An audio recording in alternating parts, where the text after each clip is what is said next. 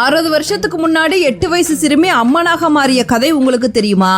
1956ஆம் ஆண்டு லலிதா அப்படிங்கிற 8 வயசு சிறுமி காரைக்குடிக்கு அருகில் இருக்க மீனாட்சிபுரத்துக்கு உடல் முழுவதும் அம்மையோட வந்திருக்கா.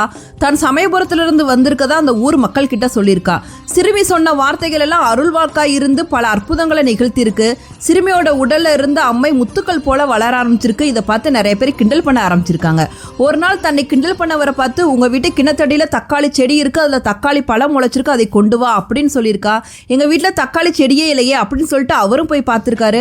அப்ப கிணத்தடியில ஒரு தக்காளி செடி புதிதாக முளைச்சு அதுல தக்காளி பழம் இருந்திருக்கு. அதை கொண்டு வந்து அந்த தெய்வ சிறுமி கிட்ட கொடுத்து ஆசீர்வாதம் வாங்கியிருக்காரு. அன்று முதல் பக்தர்கள் அம்மனுக்கு காணிக்கையாக தக்காளி பழத்தை கொடுத்திருக்காங்க.